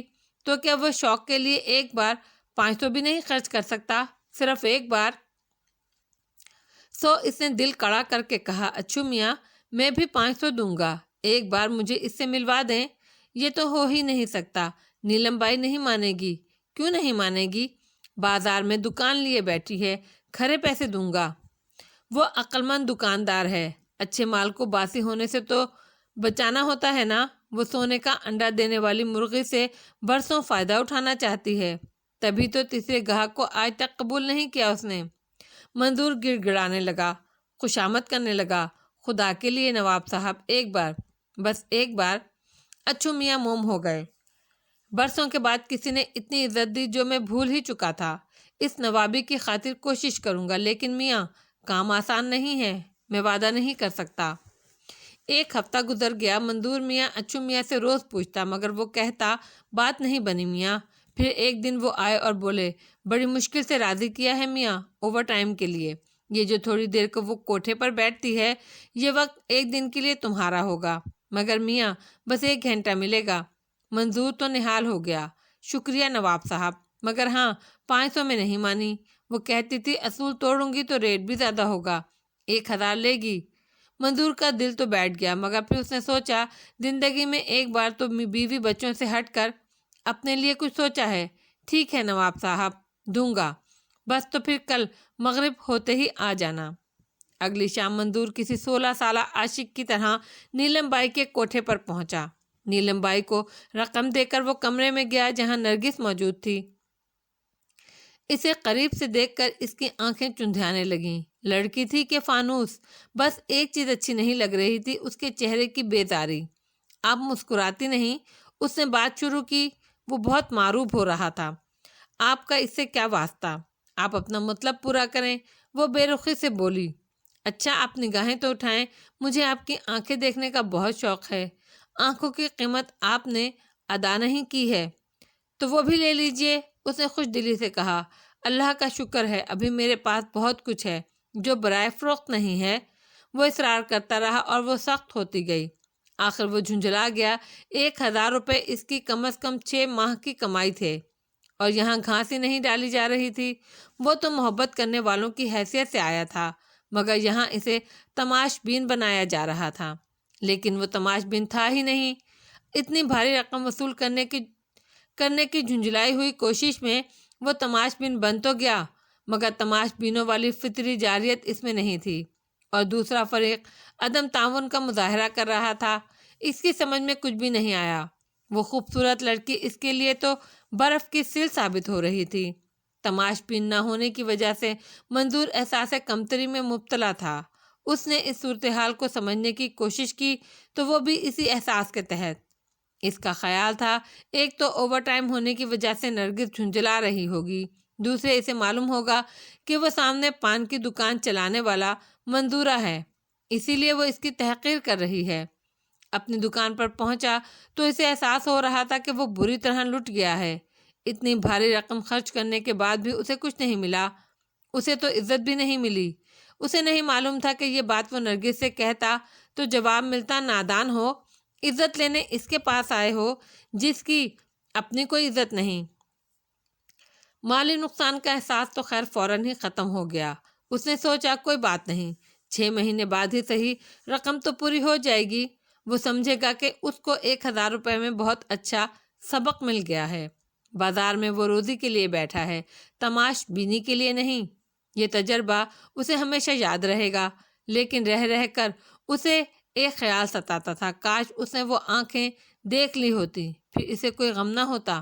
اور اب اس نے دیکھا کہ نرگس کی نظریں اٹھی ہیں، اور وہ بھی ایسے کہ جھکنے کا نام ہی نہیں لے رہی۔ وہ سب کچھ بھول گیا اور اسے دیکھتا رہا۔ ان آنکھوں کو دیکھنے کی تو اسے آرزو تھی۔ فاصلہ زیادہ نہیں تھا، درمیان میں پتلی سی سڑک تھی جس کے اس طرف وہ بیٹھا اور اس طرف وہ کوٹھا تھا۔ روشنی کی بھی چکا چوندھ تھی، لیکن نرگس دوسری طرف دیکھ رہی تھی۔ وہ بہرحال مسحور سا ہو کر اسے دیکھتا رہا۔ پھر نرگس نے سر گھمایا اور دکان کے برابر ہوٹل میں بیٹھے ہوئے لوگوں کو دیکھنے لگی۔ یہ وہ لمحہ تھا جب منظور نے اس کی آنکھیں دیکھیں۔ وہ بہت خوبصورت شربتی آنکھیں تھیں۔ منظور کو لگا اس کے 1000 روپے آج وصول ہوئے ہیں۔ اسی لمحے اس کے دل میں پھر آرزو جاگی کہ وہ ان آنکھوں کو سامنے بیٹھ کر دیکھے، لیکن وہ فوراً ہی چوکنا ہو گیا۔ حماقت ایک ہی بار اچھی ہوتی ہے، وہ بھی صرف سبق سیکھنے کے لیے۔ نرگس اب دوسری طرف دیکھ رہی تھی، مگر منظور اسی کو دیکھتا رہا۔ وہ ان نگاہوں کے سفر کو سمجھ چکا تھا۔ اس کی توقع کے عین مطابق چند لمحوں کے بعد وہ نظریں سفر کرتی ہوئی پھر ہوٹل پر آ رکیں اور چند لمحوں بعد پھر پہلی سمت گھوم گئیں۔ اتنی دیر میں منظور سب کچھ سمجھ گیا تھا۔ نہیں تارے، تیرا خیال غلط ہے، اس نے تارے سے کہا۔ پان لگانے میں منہک تارے نے سر اٹھا کر حیرت سے اسے دیکھا۔ کون سا خیال استاد؟ وہ اتنی دیر میں اس بات کو بھول بھی چکا تھا۔ پنچھی نے پنجرے کو اب بھی قبول نہیں کیا ہے۔ دیکھو تو استاد کیسے شوق سے بازار کی رونقیں دیکھ رہی ہے، پہلے تو نظر ہی نہیں اٹھاتی تھی۔ تو ابھی بچہ ہے تارے، اس کی نظروں میں شوق نہیں، تلاش ہے۔ تلاش؟ کیسی تلاش استاد؟ یہ تو مجھے نہیں معلوم، پر لگتا ہے پنچھی کسی ایسے مہربان کو تلاش کر رہا ہے جو اس کے خیال میں اس پنجرے کا دروازہ کھول سکتا ہے۔ یہ آنکھیں رہائی کے خواب دیکھ رہی ہیں تارے۔ اور تارا منظور کو حیرت سے دیکھنے لگا۔ پتر عبدالحق، تم نے لاہور کا حال تو مجھے سنایا ہی نہیں، مولوی مہر علی نے کہا۔ وہ فجر کی نماز کے بعد مسجد میں بیٹھے تھے۔ میں تو خود آپ سے بات کرنا چاہتا تھا، عبدالحق نے گہری سانس لے کر کہا۔ کیا کہوں مولوی صاحب، وہاں تو میں نے ایک اور ہی دنیا دیکھی۔ دنیا کے تو اتنے رنگ ہیں پتر کہ آدمی دیکھے تو حیرت میں ڈوب جائے، مگر مجھے تو بس دکھ ہوا مولوی صاحب، اور دکھ سے بڑھ کر مایوسی۔ مولوی صاحب نے اس کے لہجے میں آزردگی سے اندازہ لگایا کہ اس کے دل پر بہت بوجھ ہے۔ مجھے بتاؤ پتر۔ پھر مولوی عبدالحق بولتا رہا اور وہ سنتا رہا۔ کئی بار اس کا جی چاہا، لیکن انہوں نے اسے درمیان میں ہی ٹوک دیا۔ پھر عبدالحق بولتا رہا اور وہ سنتے رہے۔ کئی بار ان کا جی چاہا، لیکن انہوں نے اسے درمیان میں نہیں ٹوکا۔ تمہارا دکھ تو میری سمجھ میں آتا ہے پتر، پر مایوسی نہیں۔ اس کے خاموش ہونے کے بعد مولوی صاحب نے کہا، میں نے مسلمانوں کا جو حال دیکھا ہے اس میں مایوسی تو ہونی ہی ہے، جبکہ میں ایک نو مسلم ہوں۔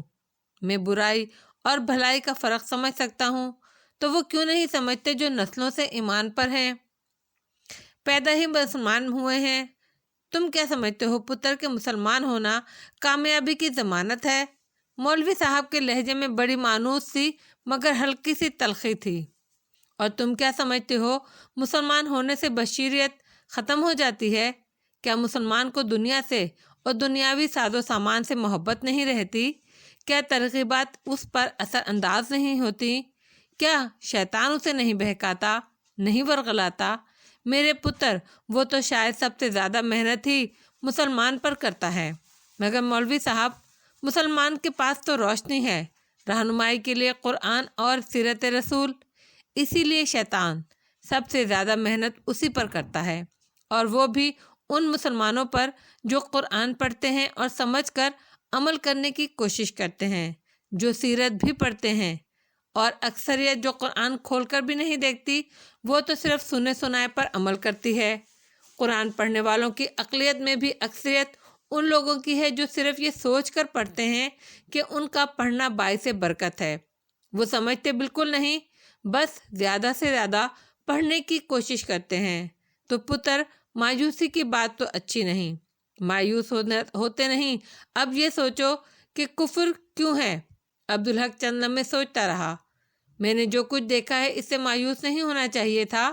یہ بتاؤ تم مایوس کس سے ہوئے؟ جواب میں بھی سوال ہی آیا۔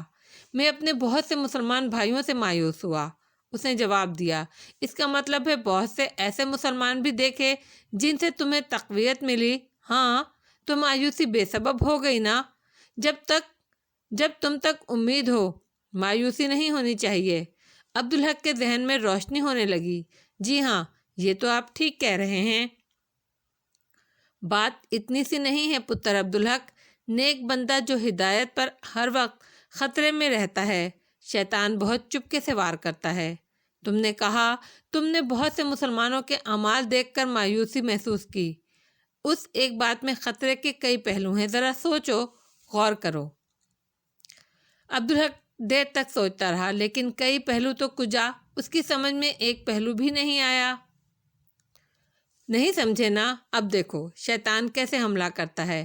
اب پہلا پہلو تو توبہ ہے کہ تم جن لوگوں سے مایوسی ہوئی تم نے انہیں حقیر سمجھا۔ اپنے مقابلے میں تو گویا تم نے خود پر اپنی اچھائی پر غرور کیا۔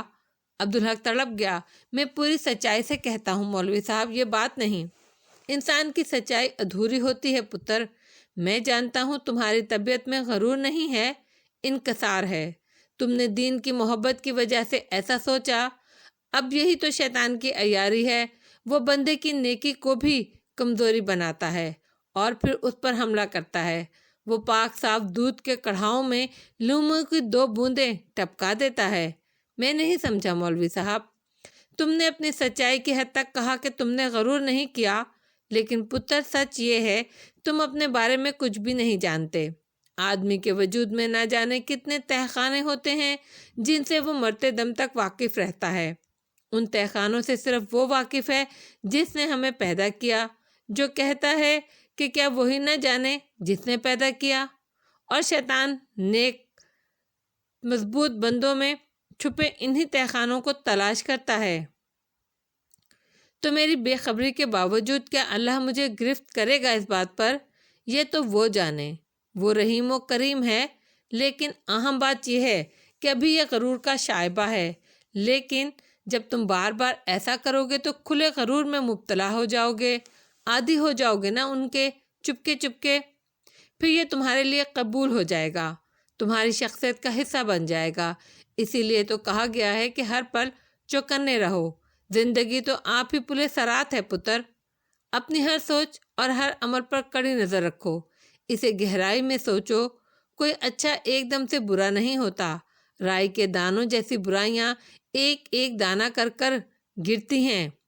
اب ایسا پہلو دیکھو، اللہ نے فرمایا ہر آدمی کو اپنے اعمال کا حساب دینا ہوگا، کوئی کسی دوسرے کا ذمہ دار نہیں، حتیٰ کہ باپ بیٹے کا نہیں اور بیٹا باپ کا نہیں۔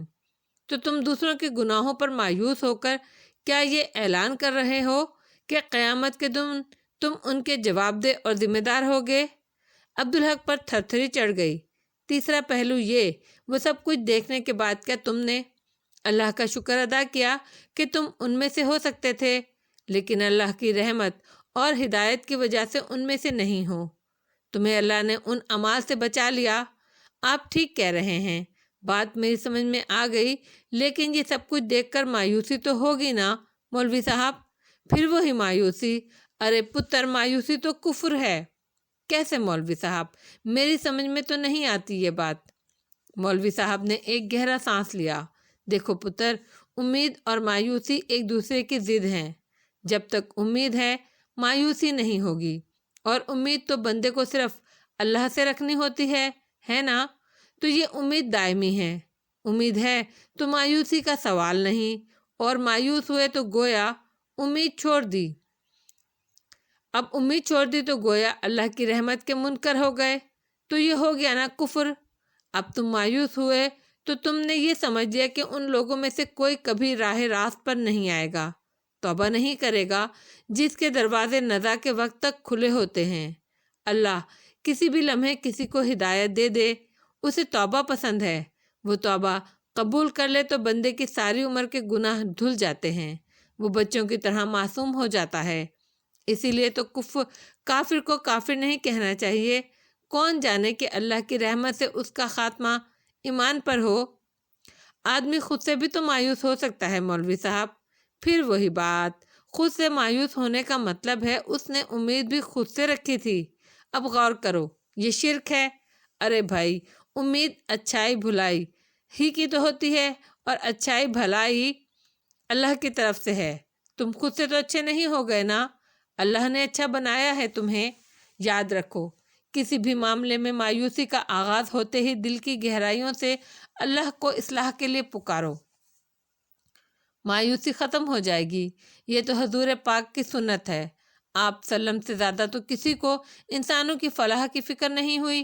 سورہ کہف میں اللہ نے آپ صلی اللہ علیہ وآلہ وسلم سے خطاب کرتے ہوئے فرمایا، کیا تم اس غم میں خود کو گھلا لو گے کہ یہ لوگ ایمان نہیں لاتے؟ تو حضور اکرم کا معمول تھا کہ رات بھر امت کے لیے استغفار اور دعائیں کرتے، اور تمام انسانیت کے لیے صراط مستقیم کی دعا فرماتے۔ تو مایوسی تو حضور صلی اللہ علیہ وآلہ وسلم کو بھی ہوتی تھی۔ عبدالحق نے دل میں سوچا، سورہ کہف کی یہ آیت مبارکہ اس کا ثبوت ہے، لیکن اسے کہنے کی ہمت نہیں ہوئی۔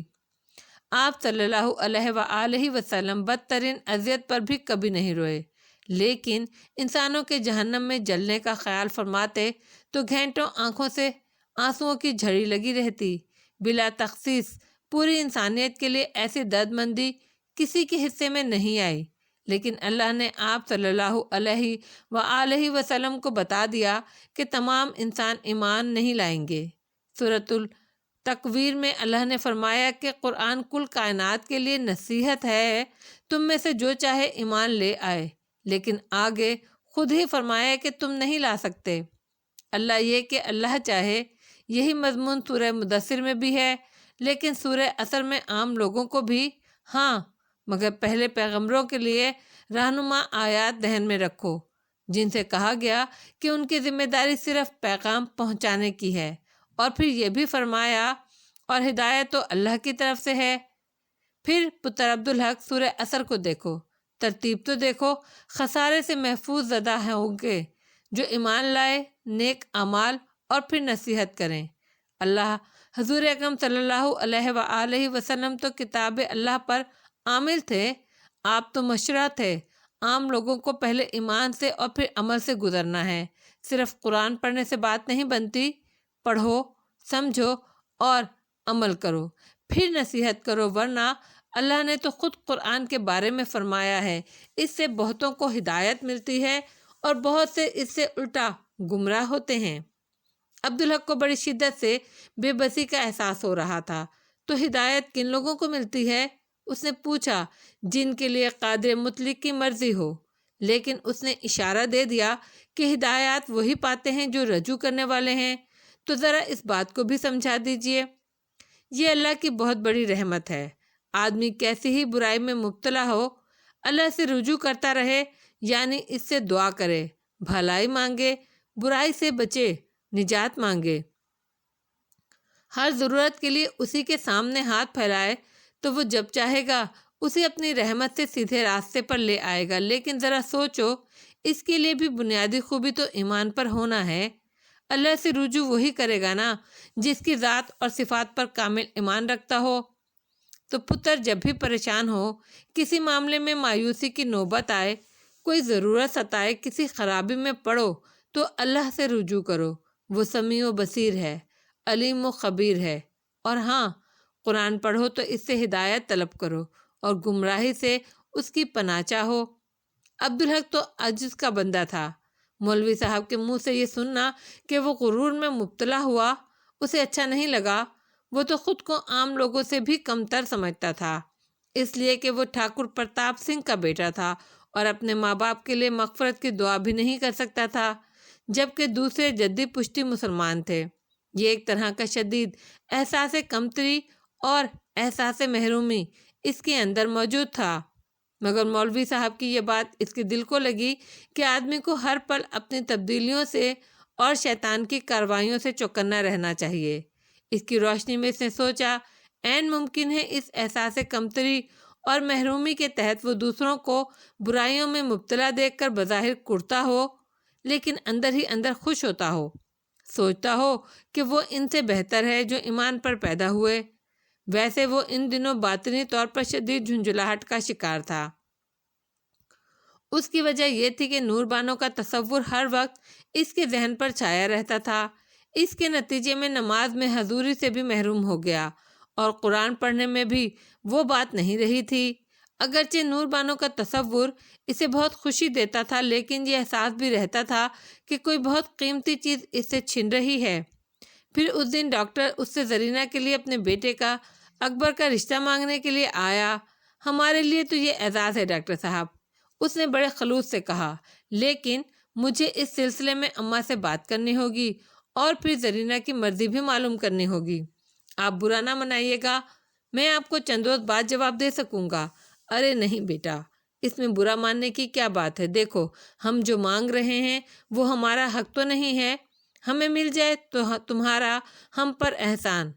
بس آپ ایسا کہیں کر مجھے شرمندہ نہ کریں، آپ بڑے ہیں، میں انشاءاللہ خود آپ کے پاس حاضر ہو جاؤں گا۔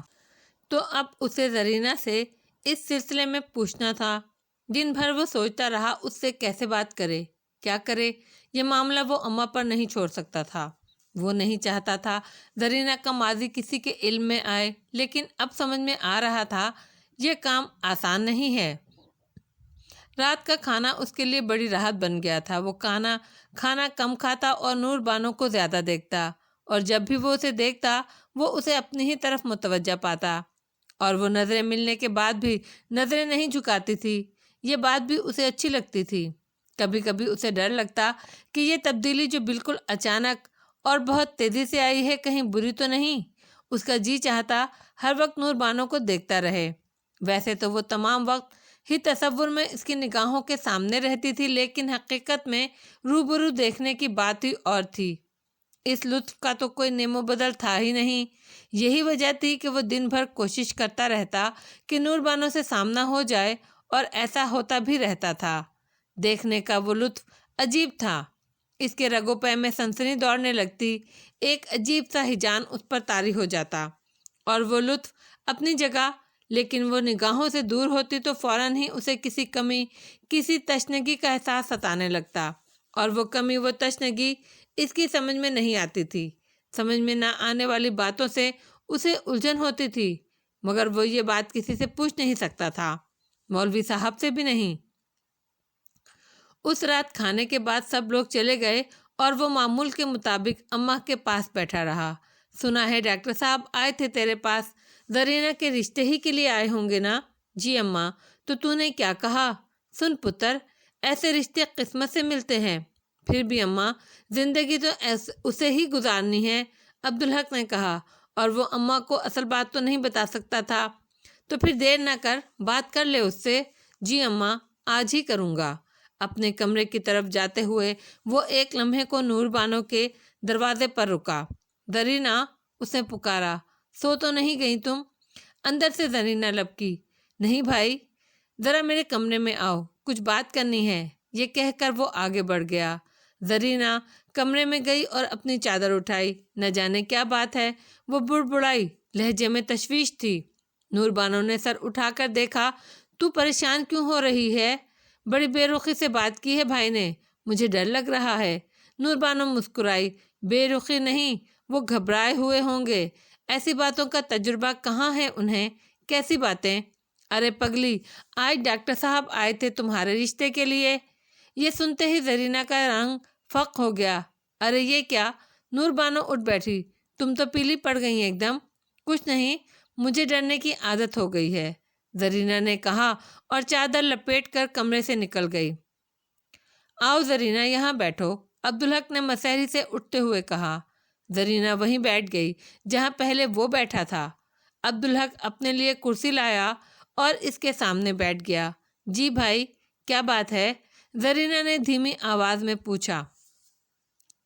بات کیا خوشخبری ہے تمہارے لیے، اسی بستی کے سب سے اچھے گھر سے رشتہ آیا ہے۔ جی بھائی، مجھے معلوم ہے۔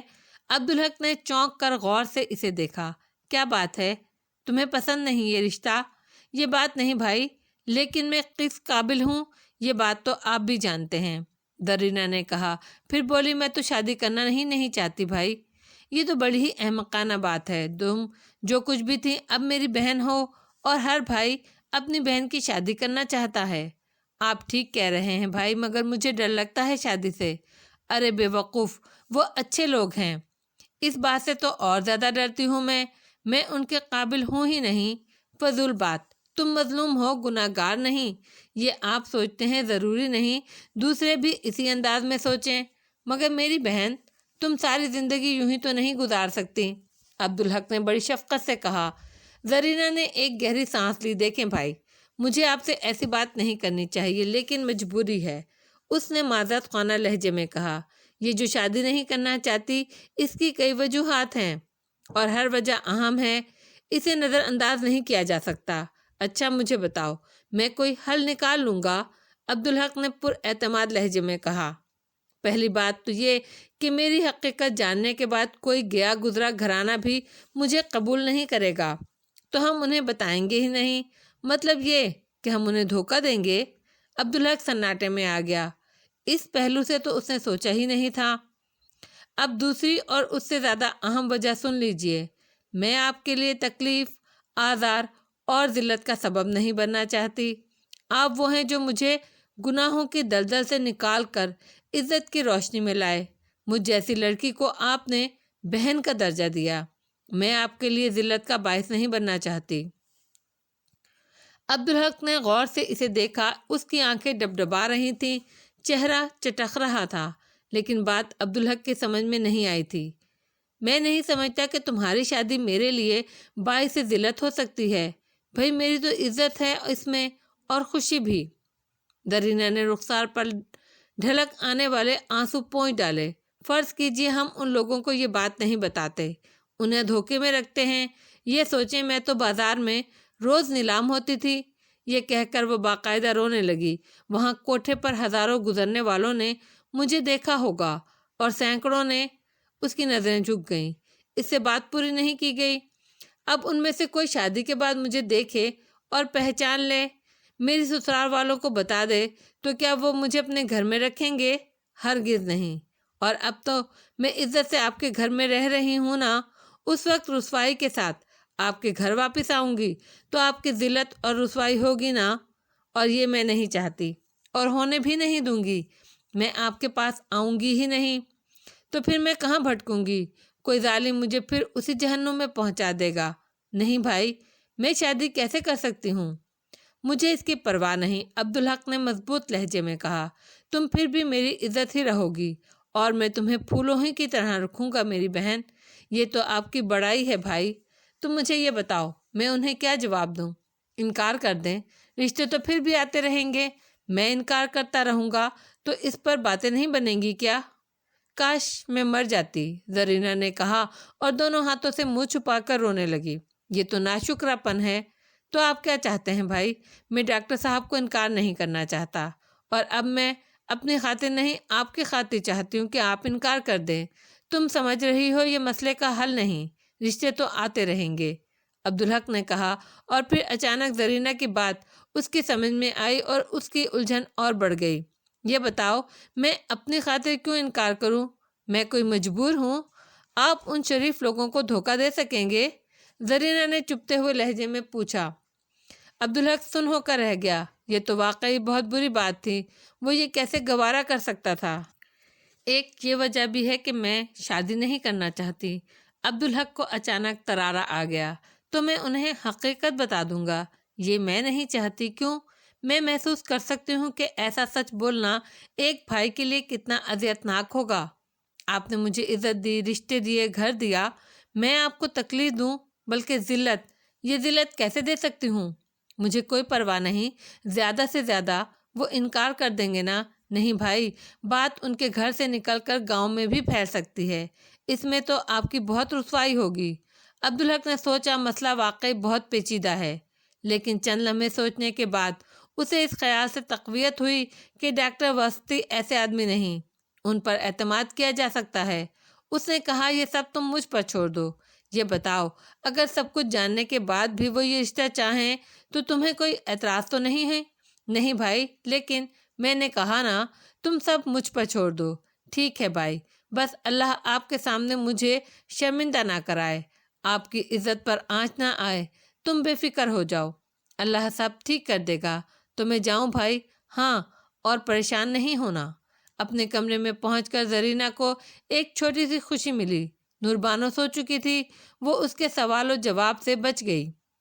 عبدالحق کا اپنے گھر آنا تو ڈاکٹر واسطی جیسے معزز آدمی کو بھی اپنے لیے ایک اعزاز لگا۔ وہ کب کسی کے گھر جاتا تھا، اتنا وقت ہی نہیں تھا اس کے پاس، وہ تو اس کے سامنے عملاً بچ گئے۔ آئیے عبدالحق صاحب، آپ نے بڑی ہی عزت بخشی ہمیں، غریب خانہ تو جگمگا گیا ہے، آپ مجھے شرمندہ کر رہے ہیں۔ ڈاکٹر صاحب، عبدالحق نے بیٹھتے ہوئے کہا، یہ بتائیے کیا خاطر کروں آپ کی؟ کیا لیں گے آپ؟ کچھ بھی نہیں، جو لینے آیا ہوں وہ مل جائے تو عمر بھر آپ کا شکر گزار رہوں گا۔ آپ کے پاس اللہ کا دیا سبھی کچھ تو ہے، مجھے کیوں شرمندہ کر رہے ہیں؟ سب کچھ تو کسی کے پاس نہیں ہوتا، عبدالحق نے عجیب سے لہجے میں کہا۔ تو کچھ فرمائیے پھر۔ میں یہ بات چچی جان کی موجودگی میں کرنا چاہتا ہوں، اگر وہ میرے سامنے آنے میں حرج نہ سمجھیں تو۔ کیسی باتیں کرتے ہیں آپ؟ ڈاکٹر صاحب نے اس کی بات کاٹ دی۔ آپ تو ہمارے لیے بیٹوں جیسے ہیں۔ وہ اٹھے اور اندر چلے گئے۔ ذرا دیر بعد وہ آئے تو انہوں نے کہا، وہ آ رہی ہیں، چند منٹ لگیں گے۔ وہ چند منٹ عبدالحق کے لیے بہت بھاری تھے۔ بار بار اس کی ہمت جواب دے جاتی، جی چاہتا اٹھ کر بھاگ جائے۔ پھر تشتری پر لسی کا گلاس لیے وہ ادھیڑ عمر خاتون کمرے میں آئیں۔ عبدالحق جلدی سے اٹھ کر کھڑا ہو گیا، انہیں سلام کیا۔ انہوں نے جواب دے کر تشتری کو تپائی پر رکھ دیا۔ یہ ہیں ہماری بیگم صفیہ اور تمہاری چچی، ڈاکٹر صاحب نے تعارف کرایا۔ صفیہ سامنے ہی بیٹھ گئیں۔ ارے تم تو ہمارے اصغر سے بھی چھوٹے ہو، میں تو تمہیں بہت بڑا سمجھتی تھی، لوگ تمہارے بارے میں باتیں ہی ایسی کرتے ہیں۔ آدمی عمر سے بڑا تھوڑی ہوتا ہے بیگم، بڑائی تو اللہ کا دین ہے، ڈاکٹر صاحب نے فرمایا۔ عبدالحق کو پہلی بار احساس ہو رہا تھا کہ بعض معاملات کے لیے وہ واقعی چھوٹا اور کم عمر ہے۔ اس کی سمجھ میں نہیں آ رہا تھا بات کہاں سے شروع کرے۔ پھر صفیہ بیگم نے ہی اس کی مشکل آسان کر دی۔ ہم نے تم سے کچھ مانگا تھا بیٹا، تم شاید اسی کا جواب دینے آئے ہو، اور مجھے امید ہے جواب مثبت ہی ہوگا، ڈاکٹر صاحب نے جلدی سے ٹکڑا لگایا۔ عبدالحق کی گھبراہٹ اور بڑھ گئی۔ اب واپسی کا راستہ نہیں تھا، اس کا گلا خشک ہو رہا تھا۔ جی یہی بات ہے، اس نے کہا، مگر اپنی آواز اسے خود بھی اجنبی لگی۔ بات یہ ہے کہ آپ لوگوں سے اچھا کوئی ہمیں مل نہیں سکتا، اسی لیے انکار کا سوال پیدا نہیں ہوتا۔ اللہ کا شکر ہے، ڈاکٹر صاحب نے جلدی سے کہا، لیکن میں چاہتا ہوں کہ مکمل حقائق آپ کے علم میں لے آؤں۔ اب عبدالحق کو بات کرنا اتنا مشکل نہیں لگا۔ اسے تجربہ ہو رہا تھا کہ سنگین سچ بولنے سے پہلے بہت مشکل ہوتا ہے، لیکن بولتے ہوئے آسان ہو جاتا ہے۔ سب کچھ جاننے کے بعد آپ چاہیں تو خاموشی سے اس رشتے سے دستبردار ہو جائیں، اور اگر اس کے باوجود آپ یہ رشتہ مانگیں گے تو ہمیں منظور ہوگا۔ یہ کہہ کر اس کے دل پر سے آدھا بوجھ ہٹ گیا، مگر وہ جانتا تھا زہر جیسا کڑوا سچ ابھی باقی ہے۔ ہم تو حقائق جان کر بھی سوالی ہی رہیں گے، ڈاکٹر صاحب نے بڑے یقین سے کہا۔ پہلے جان تو لیں حقائق ہیں کیا، لیکن اس سے پہلے میں آپ سے ایک التجا کروں گا، رشتہ ہو یا نہ ہو، جو میں آپ کو بتاؤں گا وہ ہمارے درمیان راز رہے گا، کیونکہ یہ ہماری عزت کا سوال ہے۔ تو پھر ہماری بیگم صاحبہ کو کیوں شریک کیا؟ ڈاکٹر صاحب نے مزاحیہ لہجے میں کہا، جانتے نہیں کہ عورتیں پیٹ کی ہلکی ہوتی ہیں؟ غلط، عورت کی گہرائی کا تو کبھی کوئی مرد اندازہ ہی نہیں لگا سکا۔ صفیہ بیگم نے انہیں چیلنج کیا، کوئی عورت کوئی راز چھپانے پر آ جائے تو کسی کو اس کی ہوا بھی نہیں لگنے دیتی، حتیٰ کہ خود کو بھی، ڈاکٹر صاحب نے شوخ لہجے میں کہا۔ اس پرمزاح گفتگو نے ماحول کو ہلکا پھلکا کر دیا تھا، لیکن عبدالحق جانتا تھا کہ وہ جو کچھ کہنے والا ہے وہ بہت سخت ہے۔ خیر تم بتاؤ بیٹا، کیا بات ہے؟ ڈاکٹر صاحب نے کہا۔ جی وہ بات یہ ہے کہ زرینہ میری سگی بہنوں جیسا میں اسے سمجھتا ہوں، لیکن خون کے رشتے سے وہ میری بہن نہیں۔ ڈاکٹر صاحب ہنسنے لگے اور صفیہ بیگم مسکرا دیں۔ یہ بات تو ہم بھی سمجھتے ہیں بیٹا، بہنیں اچانک نمودار نہیں ہوتیں، ڈاکٹر صاحب نے کہا۔ ہم تمہیں بھی سمجھتے ہیں، یہ بستی تم نے آباد کی، لوٹے پٹے لوگوں کو زمین دی، پیسے سے ان کی مدد کی، تمہیں اللہ نے بڑائی دی، بڑا دل دیا۔ ہم سمجھ سکتے ہیں لاہور میں تمہیں زرینہ ملی، جو ہجرت کے دوران اپنے تمام رشتے کھو کر آئی، تم نے اسے بہن بنا لیا اور ایک ماں اور ایک بہن بھی اسے دے دی۔ ہم بھی تمہاری اس نیکی میں شریک ہونا چاہتے ہیں۔ ہم اس کے کھوئے ہوئے ماں باپ کا نعم البدل ثابت ہوں گے انشاءاللہ۔ اور میں یہ نہیں کہہ رہی ہوں کہ اس میں کوئی خوبی نہیں ہے، صفیہ بیگم بولی، وہ ہر لحاظ سے ہمیں پسند ہے، وہ اچھی ہے، لیکن مجھے سب سے بڑی خوبی یہ لگی کہ وہ دکھی اور محروم لڑکی ہے۔ ہم اسے عزت اور خوشی دے کر اللہ کو خوش کریں گے۔ آپ کا کیا خیال ہے میں اسے کہاں سے لایا ہوں؟ عبدالحق نے ڈاکٹر صاحب سے پوچھا۔ لاہور میں مہاجروں کے کسی کیمپ سے، انہوں نے بلا جھجک جواب دیا۔ نہیں، میں اسے بازار حسن کے ایک کوٹھے سے لایا ہوں، عبدالحق نے کہا اور نظریں جھکا لیں۔ اب اس میں نظریں اٹھانے کی ہمت نہیں تھی۔ کمرے میں موت کی خاموشی چھا گئی۔ وہ ایسا گہرا سناٹا تھا کہ عبدالحق کا دم گھٹنے لگا۔ اسی وقت وہ صرف آواز کو ترس رہا تھا، خواہ وہ ڈانٹ ڈپٹ ہو، لعنت یا ملامت ہو، کچھ تو ہو۔ یہ لوگ مجھے برا بھلا کیوں نہیں کہتے؟ اس کے بس میں ہوتا تو وہ اٹھ کر بغیر کچھ کہے چلا جاتا، لیکن اس کا جسم بھی شل ہو گیا تھا۔ پھر سسکیوں کی آواز سن کر اس سے رہا نہیں گیا۔ اس نے نظریں اٹھائیں تو صفیہ بیگم کا دکھ سے چٹکتا ہوا، آنسوؤں سے تر چہرہ اس کے سامنے تھا۔ ایک نظر دیکھ کر ہی سمجھ میں آ گیا کہ وہ اپنی چیخوں کو اندر ہی اندر گھونٹ رہی ہیں۔ پھر شاید ان کا ضبط جواب دے گیا۔ انہوں نے دونوں ہاتھوں سے چہرہ ڈھانپا اور اٹھ کر لپکتے قدموں سے کمرے سے نکل گئیں۔ شرمندگی سے عبدالحق کا برا حال تھا۔ ڈاکٹر صاحب کی آنکھوں میں بھی آنسو تھے۔ اس نے ان کے خواب چکنا چور کر دیے۔ وہ اٹھ کر کھڑا ہوا اور چلتا ہوا بولا، میں چلتا ہوں۔ اس نے کہا، اگر آپ اسے راز رکھیں گے تو مجھ پر احسان ہوگا۔ ڈاکٹر صاحب نے یوں چونک کر اسے دیکھا جیسے وہاں اس کی موجودگی سے ہی بے خبر ہوں، مگر اب وہ اس کی طرف متوجہ تھے۔ یہ میں اپنے لیے نہیں، زرینہ کی خاطر کہہ رہا ہوں، ورنہ مجھے اس سے کوئی فرق نہیں پڑتا، کوئی کچھ بھی کہے، زرینہ میری بہن ہے۔ بیٹھ جاؤ بیٹے، تم ابھی نہیں جا سکتے، ڈاکٹر صاحب نے ہاتھ سے اشارہ کرتے ہوئے کہا۔ تمہارا راز صرف اسی صورت میں راز رہ سکتا ہے کہ تم ہمارے راز کو راز رکھو۔ عبدالحق پھر بیٹھ گیا۔ آپ کس راز کی بات کر رہے ہیں؟ بتاتا ہوں، آج تک کسی کو نہیں بتایا، ڈاکٹر صاحب نے آنسو پوچھتے ہوئے کہا۔ ہماری بھی ایک بیٹی تھی، اسٹیشن کے قریب آ رہے تھے کہ بلوائیوں نے حملہ کر دیا اور اسے اٹھا کر لے گئے۔ ہمیں یہ بھی نہیں معلوم وہ زندہ ہے یا مر گئی۔ کل تک ہم ہر روز یہ خواہش کرتے تھے کہ کاش وہ مر گئی ہو، مگر آج سے ہم امید کریں گے کہ اسے کوئی عبدالحق مل گیا ہو۔ صورتحال اتنی غیر متوقع تھی کہ عبدالحق سن ہو کر رہ گیا۔ اسی لمحے صفیہ بیگم کمرے میں واپس آئیں۔ انہیں دیکھ کر لگتا تھا کہ انہوں نے منہ دھو لیا ہے۔ اب آنکھیں متورم تھیں صرف، لیکن انہوں نے خود کو سنبھال لیا تھا۔ تو بیٹے، اب ہم تم سے کچھ نہیں مانگتے، انہوں نے اس کے سامنے بیٹھتے ہوئے کہا۔ اپنی بیٹی بھی کوئی کسی سے مانگتا ہے بھلا؟ وہ تو ہے ہی ہماری۔ عبدالحق سے کچھ بھی نہیں کہا گیا۔ اور وعدہ کرو بیٹے، ہمارا راز راز ہی رہے گا، ہماری بیٹی اور بہو کو کبھی رسوا نہیں ہونے دینا۔ ڈاکٹر صاحب بولے، ارے یہ لسی نہیں پی تم نے؟ صفیہ بیگم کے لہجے میں خفگی تھی۔ جی چچی جان، اب پیوں گا سکون سے، عبدالحق نے گلاس اٹھاتے ہوئے کہا۔ اب ہم کب آئیں تمہارے گھر؟ اپنے گھر آنے کے لیے کسی کو پوچھنے کی ضرورت نہیں ہوتی، عبدالحق نے مسکراتے ہوئے کہا۔ عبدالحق باطنی طور پر بہت پریشان، بہت منتشر تھا، بلکہ سچ تو یہ ہے کہ وہ بہت بڑی باطنی شرمندگی سے دوچار تھا۔ نور بانو کے اعتراف محبت نے اس کے لیے پینڈورا باکس کھول دیا تھا۔ یہی کم نہیں تھا کہ وہ ہر وقت اس کے تصور پر چھائی رہتی، حتیٰ کہ نماز میں اور قرآن پاک کی تلاوت کے دوران بھی وہ کوشش کے باوجود اسے ذہن سے نہیں جھٹک پاتا تھا۔ اس کی بددیانتی کا احساس ستاتا رہتا تھا۔ ستم بلائے ستم یہ کہ خوابوں کا سلسلہ شروع ہو گیا۔ خواب وہ کم ہی دیکھتا تھا، اور خواب اس نے جب بھی دیکھے ان میں معاونیت ہوتی، مگر یہ خواب مختلف تھے۔ ہر خواب میں نور بانو ہوتی اور ہر خواب میں ان کے درمیان قربت ہوتی۔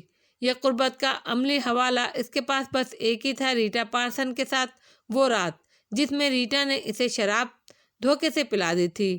اس قربت کی شرمندگی بھی اسے یاد تھی، اور لذت اور سرمستی بھی۔ اس کے علاوہ غیر عملی حوالہ بس اردو شاعری تھی۔ تو معمولی سی رد عمل کے ساتھ وہ اس رات کو ہی دیکھتا تھا۔ فرق صرف اتنا تھا کہ ریٹا پارسن کی جگہ اب نور بانو ہوتی تھی، اور جس محبت نے اس رات اسے گرنے سے بچایا تھا وہی خواب میں اسے بڑھاوا دیتی تھی، اور خواب سے آنکھ کھلتی تو عجیب سرشاری کی سی کیفیت ہوتی۔ بعض اوقات تو وہ آنکھیں بند کر کے اس امید پر دوبارہ سونے کی کوشش کرتا کہ شاید خواب کا سلسلہ وہیں سے جڑ جائے، لیکن پوری طرح سے جاگنے کے بعد اسے شرمندگی ہوتی۔ پہلی بار تو وہ شرمندگی بہت شدید تھی، مگر پھر وہ ہر خواب کے ساتھ بتدریج کم ہوتی چلی گئی۔